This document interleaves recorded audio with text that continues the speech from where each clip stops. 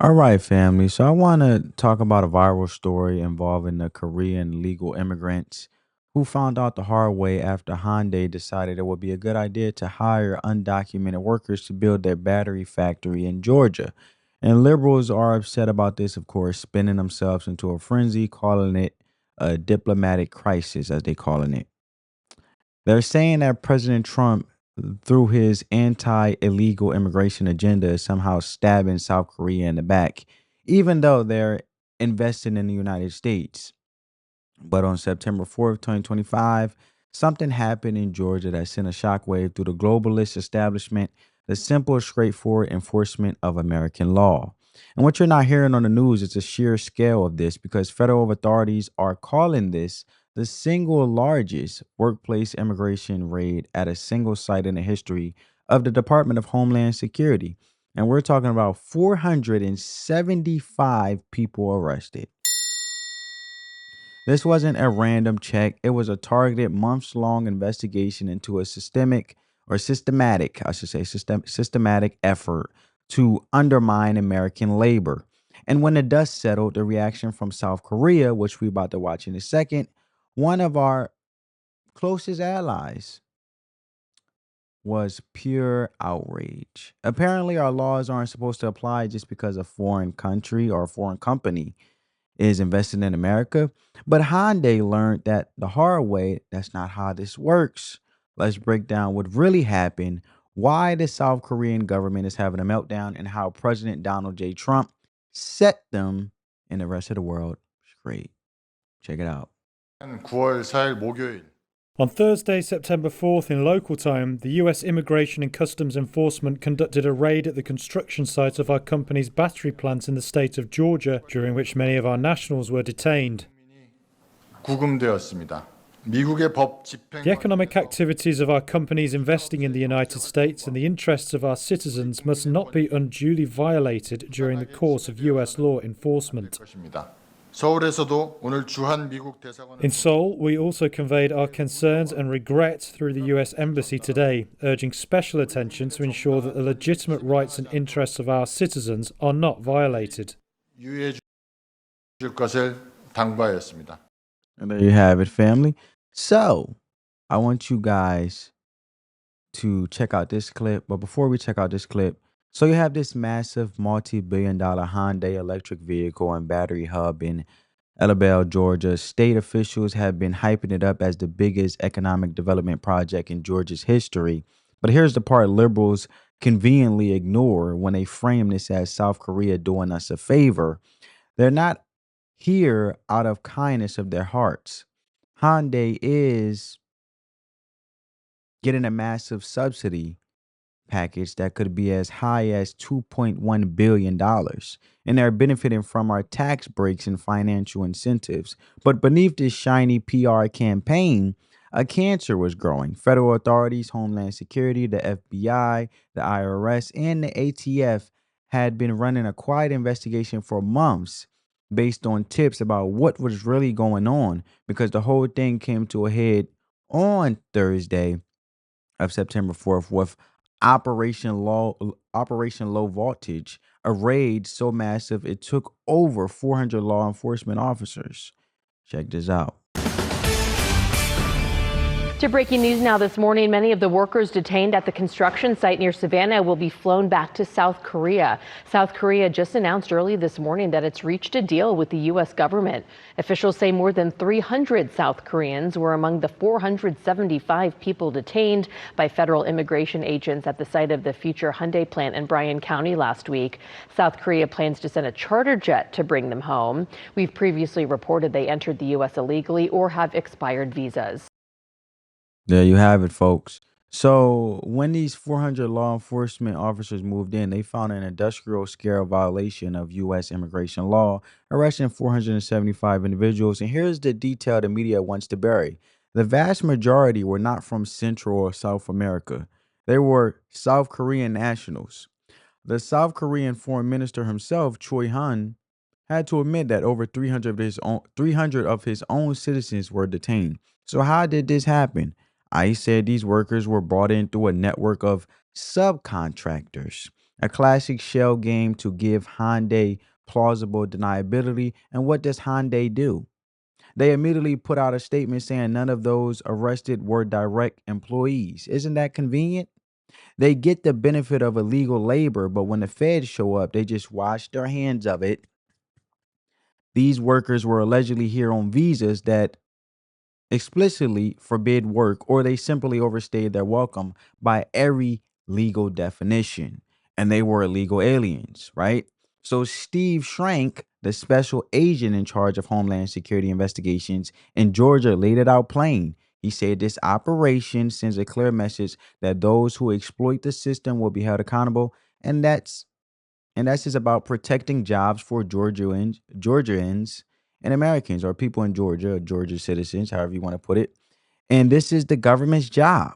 Yet, to hear the reaction, you would think ICE had just committed a war crime. The problem in their eyes wasn't the crime itself, it was that we dared to enforce our own law, right?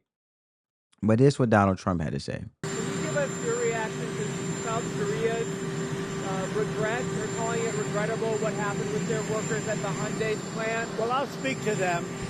You know, look, it's a battery factory in that case, as I'm told. And, you know, when they're building batteries, if you don't have people in this country right now that know about batteries, maybe we should help them along and let some people come in and train our people to do, you know, complex things, whether it's battery manufacturing or computer manufacturing or building ships. So we're going to look at that whole situation. We have a lot of industries that we don't have anymore, and we're going to have to train people. And the way you train people is bring people in that know what they're doing and let them stay for a little while and help. So I'm going to look at that. So it's a very interesting situation that took place in Georgia. And we heard about it yesterday. At the same time, ICE was doing right because they were here illegally. But we do have to work something out where we bring in experts so that our people can be trained so that they can do it themselves. Does that make sense? Right? Is it straining the relationship with Korea at all? No, we have a great relationship with South Korea. Really good relationship. You know, we just made a trade deal. But I'm going to look at it because I understand exactly what they're saying. And there you have it. Now, this was Trump's response, right? Following the immigration enforcement operation on the Hyundai battery plant in Georgia, I'm hereby calling on all all foreign companies investing in the United States to please respect our nation's immigration laws. Your investments are welcome, and we encourage you to legally bring your very smart people with great technical talent to build world-class products, and we will make it quickly and legally possible for you to do so. What we ask is in return is that you hire and train American workers.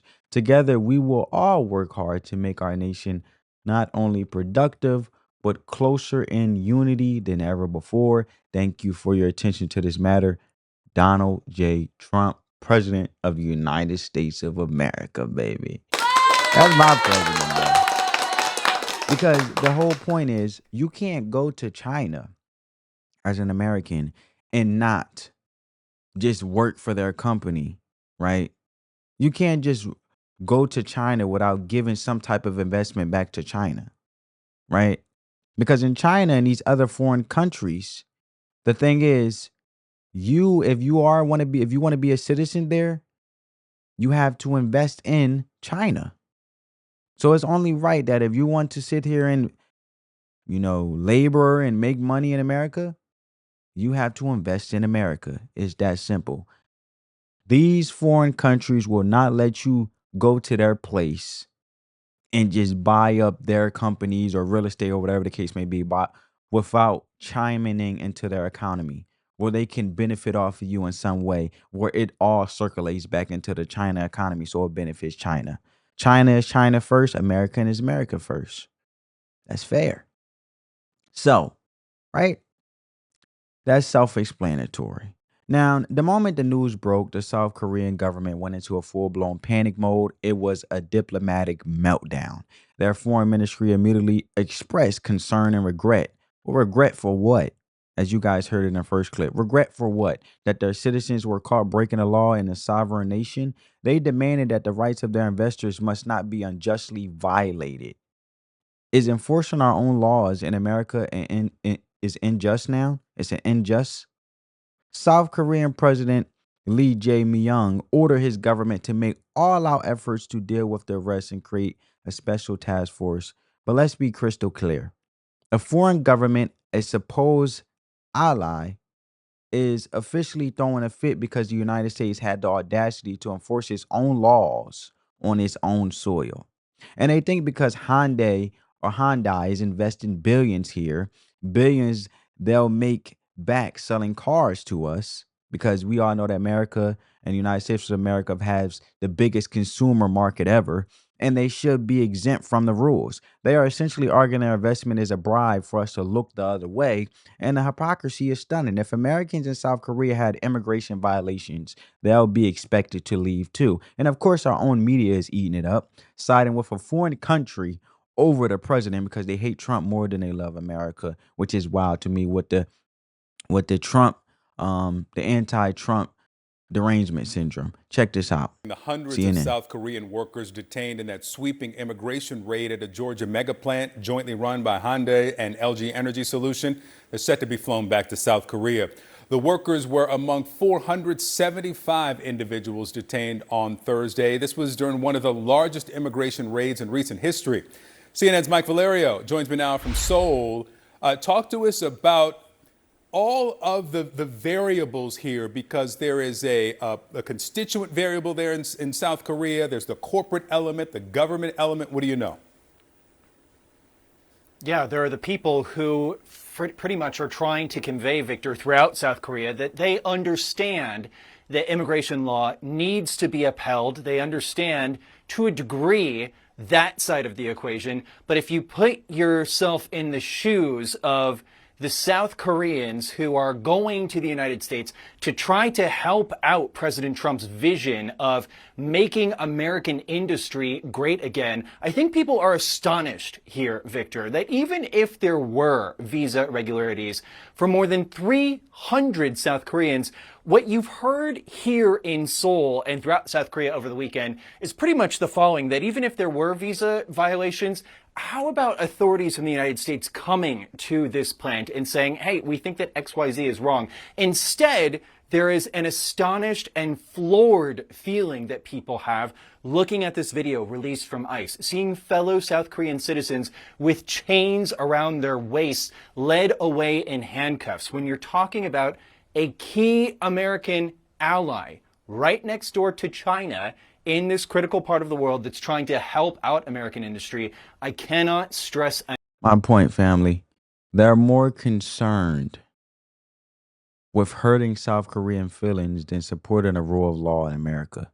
Maybe South Korea isn't used to being treated like other countries with high rates of illegal immigration. But we can't hand out special treatment. Illegal is illegal. Whether you're from Korea, Mexico, Venezuela, Europe, Guatemala, this is the kind of story the mainstream media will never tell you straight. They will twist it and lie about omission until the truth is buried. And if you're tired of their narrative and want the real story, make sure you subscribe to this channel, hit that notification bell. We're not afraid to call it how it is over here. We're all family. So in the face of this manufactured firestorm, President Trump, you know how he responded, like we just saw he always does. He spoke the plain, unvarnished truth. You heard what the reporter said, and Trump's response was simple. I would say that they were illegal aliens, right? ICE was just doing his job. In 12 simple words, he sent a message to President Lee and every other world leader. Our alliance is not a free pass. The sovereignty of the United States of America is not for sale. But this is where the genius of Trump doctrine becomes clear, right? Because after reaffirming the law, he immediately pivoted to a common sense solution. There's an argument that Korean engineers are needed for these specialized factories, and that can be true, but needing specialized talent doesn't excuse breaking immigration laws. If they needed to bring in labor, they should have done it legally, and I'm pretty sure a company like Hyundai has the connections to get the visas they need if they truly tried. President Trump acknowledged this. He stood firm that the raid was justified, but also addressed the underlying issue. He said there's sometimes a need to bring in foreign experts to get these projects off the ground, and most importantly, to train American workers. He stated, we do have to work something out where we can bring in experts that our people can be trained so they can do it themselves. Think about the brilliance of that. He's not anti-immigrant. He's not anti-legal immigrant. He's not anti-business. He's pro-American worker. He followed this up on True Social saying that about foreign companies to respect our laws that I showed earlier on before this CNN clip of the mainstream media liberal news right here, because we all know that CNN is biased when it comes to being very in favoritism of the Democratic Party and the left, extreme radical left. But in the same breath, Donald Trump in his post said he promised to make it quickly and legally possible for them to bring in necessary skilled workers for a limited time. The condition, what we ask for in return, is that you hire and train American workers.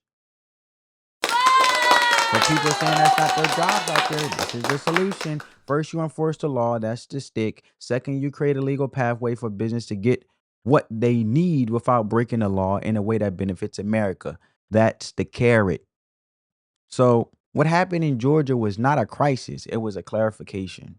Enough to our American audience and people watching around the world, the feeling of betrayal that is emanating from all corners of South Korean society. So to wrap up where we're going here, we don't know when exactly this plane is leaving from Seoul, how long it's going to take to get all 300 plus people onto the plane and back home. We're trying to wrap up our reporting when we're going to be able to talk to the people who were detained by ICE, asking them what exactly it was like. And it's still unclear, Victor, what precise infractions people had been detained under. We have somewhat of an idea that perhaps, the visa, specific visas were not what they should have been, but it's still a pretty vague idea. But I can tell you the emotional collateral damage from this policy is still felt here, acutely so, and it's not going to go away for a long time. All right, Mike Valerio for us there. Thank you, Mike.